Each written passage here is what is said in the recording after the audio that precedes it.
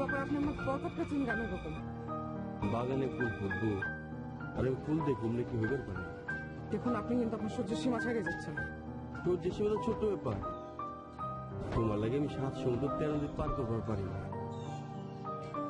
আপনি যেটা আমার সাথে করছেন না, এটা কিন্তু ইভটিজিং এর পর্যন্ত।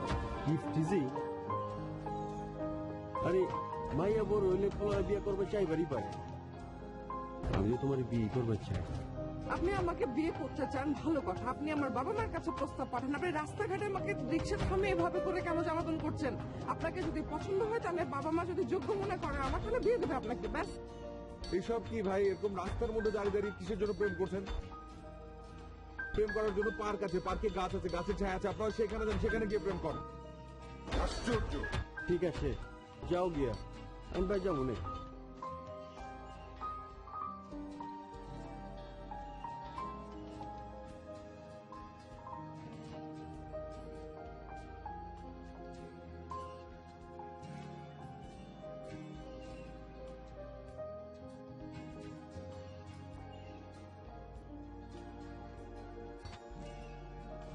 জি জি আমি পেয়েছি। ওকে ওকে, থ্যাংক ইউ। আচ্ছা, টেক কেয়ার।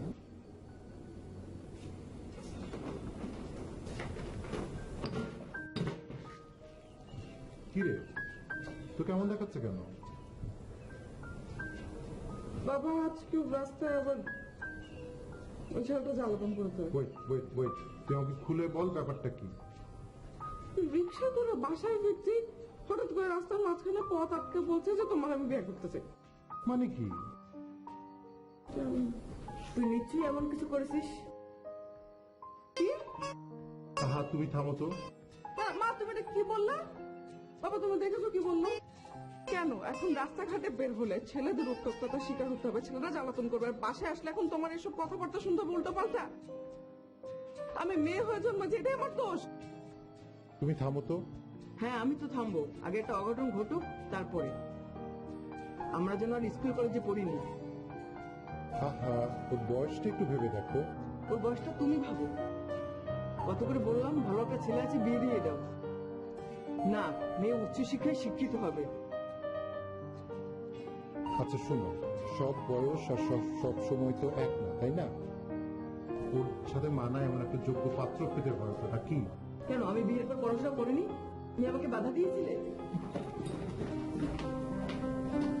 শোনো, তুমি সবাই তো এক সমান হয় না, তাই না? তুমি যেটা করেছো ওকে দিয়ে সেটা সম্ভব না। আমি এত শত বুঝি না। তুমি 1 মাসের ভিতরে মেয়ের বিয়ে ব্যবস্থা করবে। আশ্চর্য।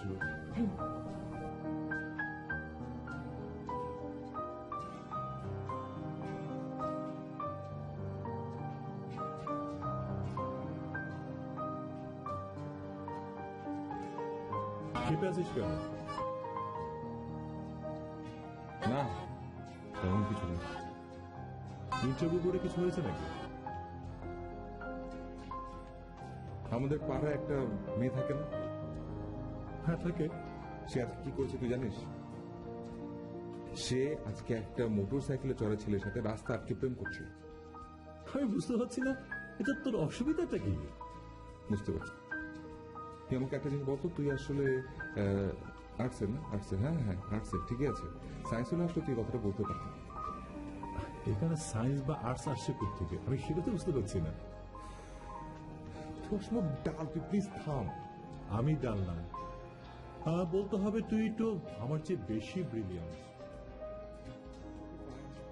তবে তোমাকে আমি ডিটেইল বলি, আমি রাস্তা দিয়ে আসছিলাম রিক্সায় করে, আর অমনি দেখি একজন মেয়ে, যাকে আমরা বললাম ভিক্টোরিয়া এলাকার ওই মেয়েটা, একজন মোটর বাইকে আরোহী ছেলের সাথে রাস্তায় দাঁড়িয়ে রাস্তা আটকে প্রেমালাপ করছে। আচ্ছা বলতো, ওদের দুজনের পজিশনটা কোথায় ছিল? কি আশ্চর্য, সেটা যেটা তুই করবি না, ওদের পজিশনটা যদি জানা যেত তাহলে শিওর করে বলতে পারতাম ওদের মধ্যে কি প্রেম হচ্ছে নাকি ইপটিজিং হচ্ছে। ইপটিজিং? ইপটিজিং কেন? ইপটিজিং নিয়ে তো সারা দেশে আলোচনা হচ্ছে, বিভিন্ন মহলে নানা পদক্ষেপে গৃহীত হয়েছে। তুই শুনিসনি? শুনলেও কি না শুনলেও বাকি সব হচ্ছে ছেলেদের দোষ, মেয়েরা ধোয়া তুলসী পাতা না। আরে কে নিয়ে গল্প হচ্ছে না? ইপটিজিং। ইপটিজিং জব এসব তোর বোন নেই তো তাতে এই কথা বলছি। আমার বোন থাকলে আমি শাসন করতাম। প্রচুর করতিস। একটা ছেলে যদি একটা মেয়েকে ডিস্টার্ব করে রাস্তায়, তাহলে মেয়ে কি করে রাস্তায় শুনি? কেন আঙ্গুল চুষবে? আশ্চর্য, কি ধরনের কথাবার্তা! মেয়েরা যে ধরনের কাপড় চোপড় পরে ঘুরে বেড়ায়, মানে আমাদের তো চোখ বন্ধ করে রাখতে হয়। এর জন্য টেলিভিশন চ্যানেলগুলো গায়। আর এই বিষয়ে সরকারের হস্তক্ষেপ থাকা উচিত, বুঝছো?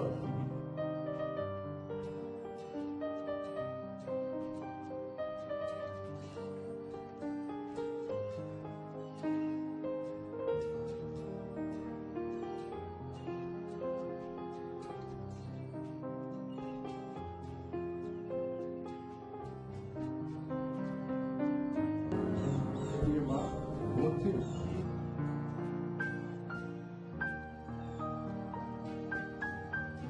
না তাহলে চল, ফ্রেশ হয়ে একসাথে খাবো। আমি খাবো না গো। কেন? খেতে তো কখনো বাবা আমি। তুই বাসায় থাকলে তোকে ছাড়া আমি কখনো খাই?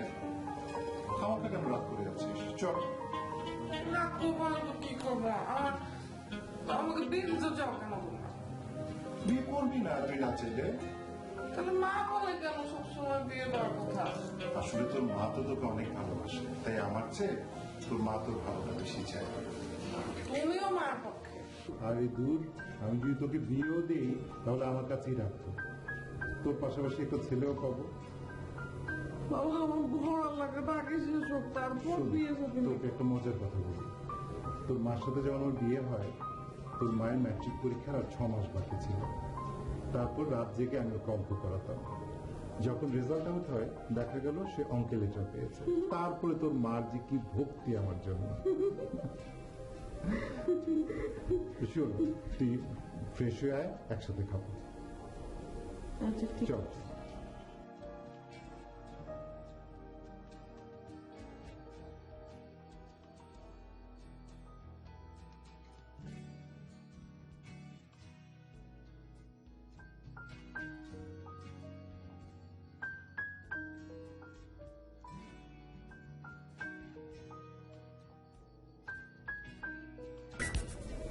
হ্যাঁ কনা বল। কিরে কেমন আছিস? কলেজে আসিসনি কেন তুই আজকে? কেন আবার? মেয়ে হয়ে জন্মেছি তাই। 21 শতাব্দীতে এসে একটি মেয়ের মুখে এসব কথা মানায় না, বুঝলি? তা হঠাৎ করে কি এমন আহামরি ঘটনা ঘটেছে যে তোর মেয়ে হয়ে জন্মানোটা অপরাধ হয়েছে? তোকে তো বলা হয়নি। ওই ইউনিভার্সিটি যাওয়ার সময় রাস্তায় একটা ছেলে আমাকে খুব বিরক্ত করতো, ঢাকাইয়া ছিলেন। মানে যা তা বলে উত্তপ্ত করতো, বিয়ে করতে চাইতো। তো আমি বাসায় এসে আব্বুর কাছে কমপ্লেন করেছি। তো আমরা দুজন মিলে বকা দিয়েছে আমার উপরে। তারপর তারা দুজন মিলে ডিসিশন নিয়েছে আমাকে বিয়ে দেবে। কি বলিস? এটা তো ইফতিজিং, থানায় মামলা করে দে। জানিস এই অপরাধের শাস্তি কত ভয়ঙ্কর? তুই কি পাগল নাকি? আইন করে এসব বন্ধ করা যায়? তাই বলে একটা মেয়ে স্বাধীনভাবে বড় হতে পারবে না? পারবে পারবে। যেদিন বাংলাদেশের সব ছেলেগুলো 100% শিক্ষিত হবে ওই দিন। কেন শিক্ষিত ছেলেদের কি মেয়েদের প্রয়োজন নেই নাকি রে? আই প্লিজ, এখন ফাইজলামি করিস না, ফাইজলামের মুড নেই আমার। কি শুনতে খারাপ লাগছে? আমি রাখি, ফোন রাখি। আল্লাহ হাফেজ। আরে শোন শোন, আমি আগামীকাল তো বাসায় আসছি, দেখি তোরে কে টিচিং করে। ও আল্লাহ হাফেজ, আল্লাহ হাফেজ। কি ব্যাপার, এখনই কান্নাকাটি শুরু করবে? না বোন আমাদের একমাত্র মেয়ে তো, তাই আচ্ছা তুমি কি ওদের খোঁজ করে ভালো করে নিয়েছি? দেখো, যতটুকু সম্ভব প্রস্তুত নিয়েছি, বাকিটা ভাববো। মেয়েটা চলে গেলে আমাদের এত বড় বাড়িটা ফাঁকা হয়ে যাবে, তাই না? তা তো হবেই। আমরা বলবো পড়াশোনা শেষ না হওয়া পর্যন্ত মেয়ে জামাই আমাদের এখানেই থাকবে, কি বলো? আমিও যে ওরকমটা ভাবিনি তা কিন্তু না, কিন্তু বিয়ে মানেই তো শুধু দুটো মানুষের সম্পর্ক না। এখানে আত্মীয় স্বজন জড়িত আছে, পাড়া প্রতিবেশী আছে, কে কি বলবে বুঝতে পারছি না। আর তাছাড়া ছেলেটা যদি এরকম স্ট্রং পার্সোনালিটির পুরুষ হয়, আমার মনে হয় না ও নিজের ব্যাপারটা সহজ করে মেনে নেবে। পুরুষ মানুষ, আচ্ছা পুরুষ মানুষ না এমন হয় কেমন? কি বলবো, পুরুষ মানুষ আবার কি করবে?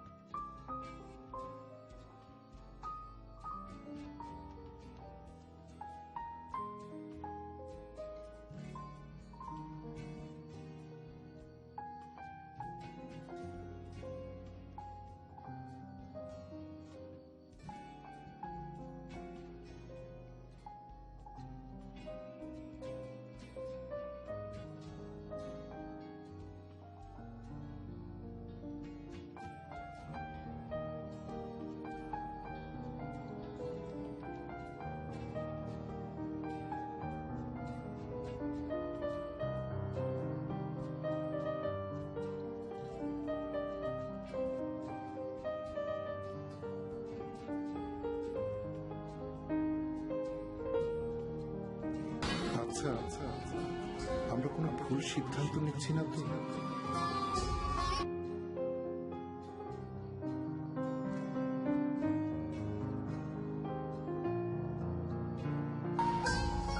বাংলাদেশের প্রতিটি বাবাকে কি মেয়ে বড় হলে মাঝরাতে পাইচারি করতে হয় আমার মতো? এ আমাদের কেমন সমাজ? আমরা কি তাহলে আজও সভ্যতাকে স্পর্শ করতে পারিনি?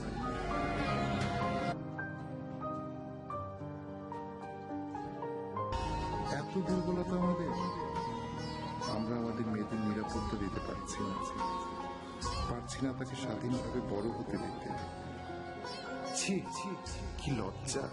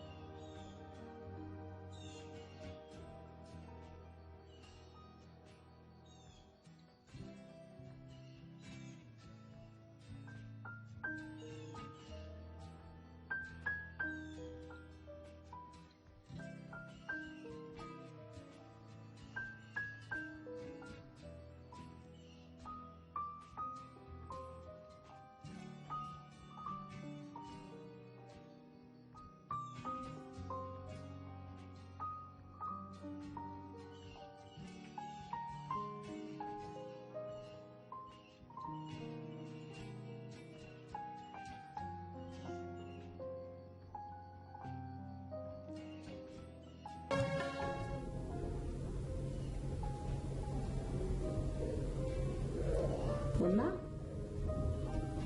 তুমি কি করো?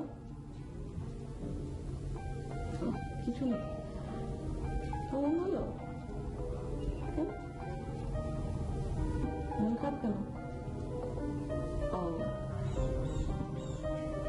বন্যা, তুমি কি বিয়ে করতে চাও? করতে চাও না? বাবা মা খুব প্রেশার দিচ্ছে বিয়ের জন্য না? বাবাকে বলো তুমি বিয়ে করবো না। শুনছো না? না তোরা তোমার পছন্দ কেন জেনে আছে জানো না? বাই।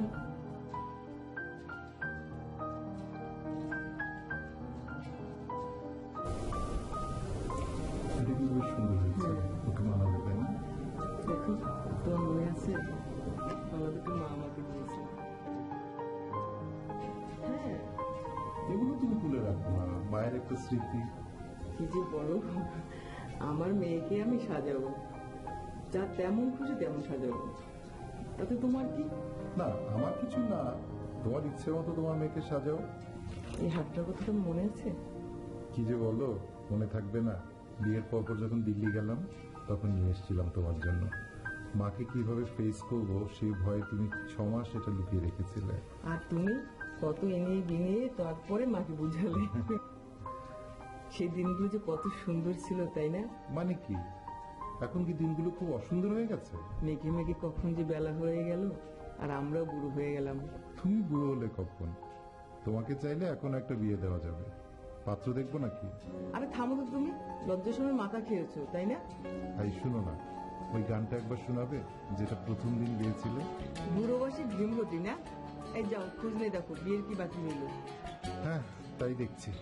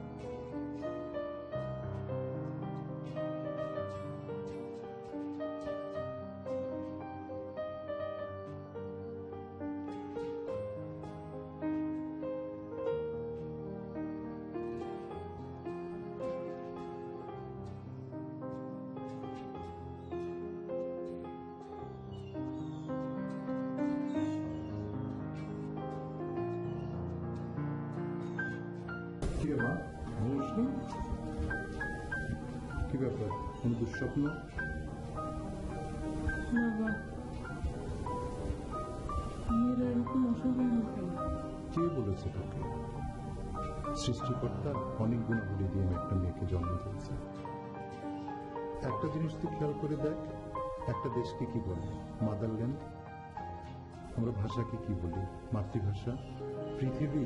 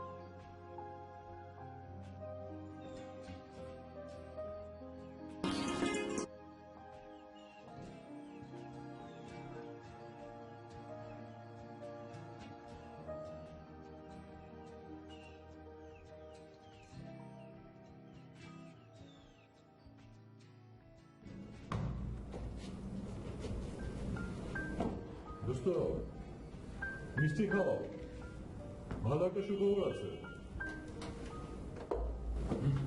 সুখবর? পকেটে টাকা পয়সা নেই, কোনো খবর নেই। কি সুখবর সেটা ঝটপট দিয়ে ফেল প্লিজ। আগে প্যাকেটটা দে, তারপর খাওয়ানোর কথা, তাই তো? হ্যাঁ না দেখ দোস্ত, তুই তো এখন বাংলাদেশ ব্যাংকের সহকারী। আমরা উভয় পক্ষ এই ভালো পয়েন্ট দিয়েছিস তো। দেখুন আমরা যেটা করবো কি, আমরা কমিউনিটি সেন্টারের সামনে যেয়ে আগে কি লেখা আছে, যদি দেখি লেখা হচ্ছে সুবল বাহক, তাহলে আমরা হয়ে যাবো ছেলে পক্ষ। আর যদি দেখি যে বউ ভাত, তখন আমরা হয়ে যাবো মেয়ে পক্ষ। আইডিয়াটা মন্দ নয়। আইডিয়াটা মন্দ না, কিন্তু সাথে কিছু জিনিস আমাদেরকে মাথায় রাখতে হবে। বলছি, যত মানুষের সামনে থেকে কথা বলবে, আমরা কালকে খুব একটা কথা বলবো, শুধু মুক্তি হয়। ওকে ঠিক আছে, ওকে চল।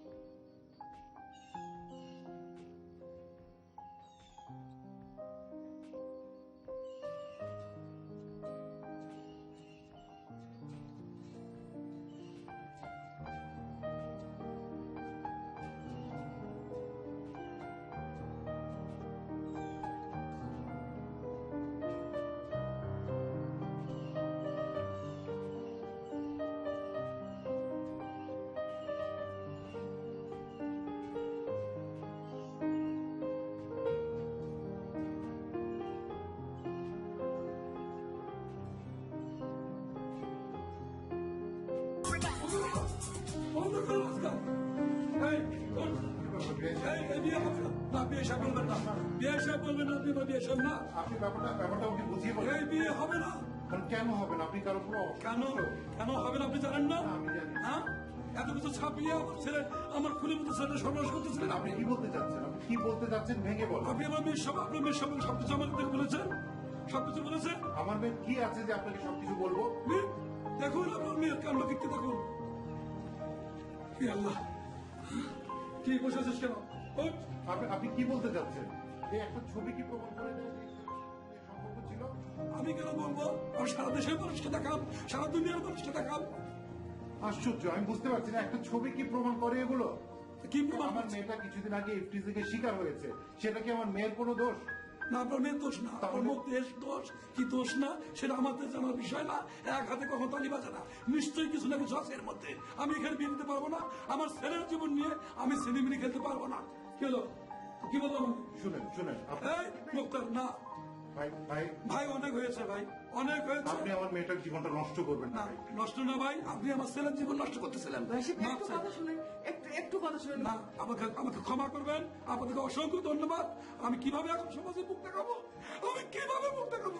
এই, কি তোর তারা আছিস কেন? এই, আসো আসো আসো। আমি বুঝতে পারছি না কি হলো না। নাউজুবিল্লাহ, আস্তাগফিরুল্লাহ। এই মেয়ে ইফতিজিন খায়, এই মেয়ের বিয়ে করবো কি ভাই? হ্যাঁ, যত সব।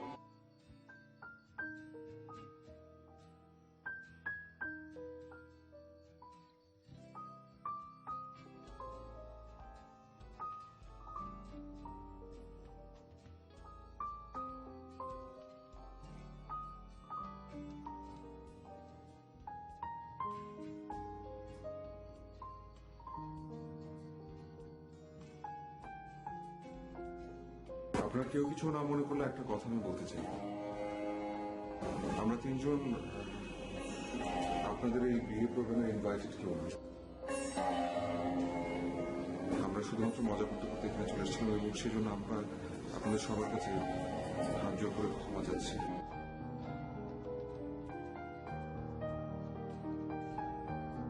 দেখো বাবা, তোমার এখন ইনিয়ে বিনিয়ে মাপ চাইতে হবে না। আমরা যথেষ্ট প্রেসারে আছি, আমাদেরকে একা ছেড়ে দাও। জি, শুধু আরেকটা কথা বলতে চাই, যদি কিছু